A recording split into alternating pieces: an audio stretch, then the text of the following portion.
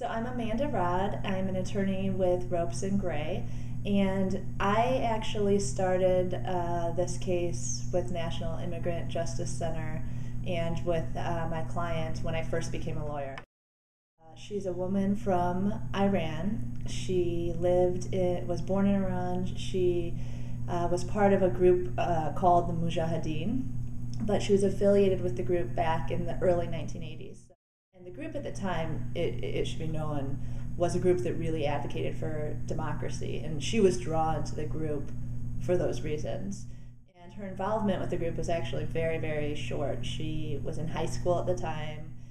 She was not involved in any kind of violence. Her involvement with the group was really limited to handing out flyers on her way to and from school in a very small area for 6 months and participating in some meetings at school. That being said, she was arrested based on her affiliation with it, as were many that were in any kind of political group that was different from the regime and the group in power in Iran.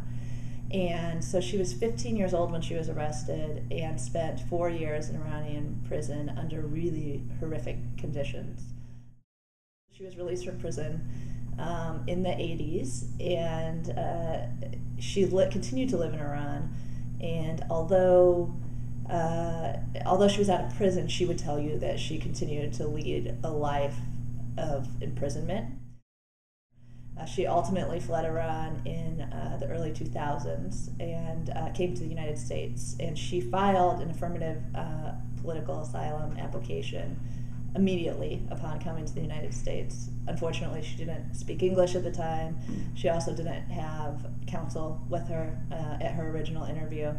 And I think that was a real disadvantage for her.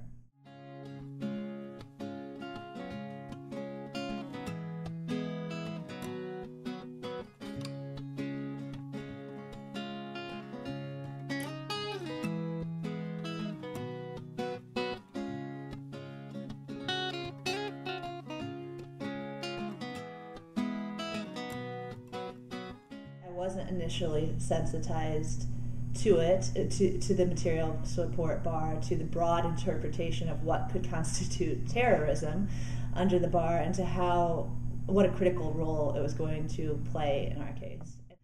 If you are affiliated in any way with an organization that opposes a regime in power, you're really at risk. So the most important thing for us was the exception to the terrorism bar, which provides that if you didn't know and shouldn't have reasonably known that the organization was a terrorist organization, then you can qualify for the exception. Now, this is only applicable to groups that aren't designated terrorist organizations, but the Mujahideen at the time was not a designated terrorist organization. But had she not qualified for the exception, I think that unfortunately she would have been barred. And it's just, she's not the type of person that I believe the terrorism bar was designed to prevent from coming to the United States. And it's problematic to me to think that a terrorist organization,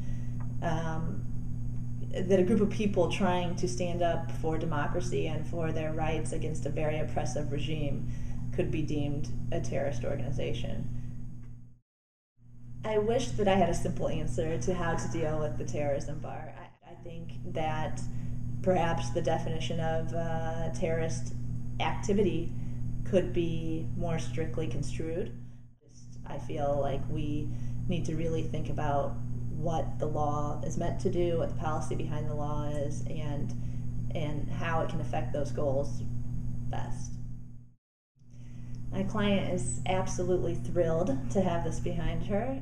She's incredibly relieved, and I think feels like she can now actually begin to live her life, which was stolen from her back in the 1980s as a teenager. So it really is very inspirational, and she's very, very grateful.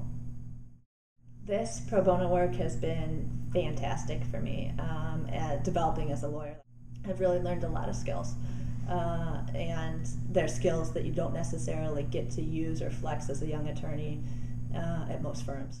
It was great to work with such a great team that helped me on this and helped our client on this. And I am so fortunate to have learned the skills I've learned to meet the client, to work with the client, and to achieve such an outcome where I really feel like we help to make a really big difference in someone's life, and it's been incredibly rewarding.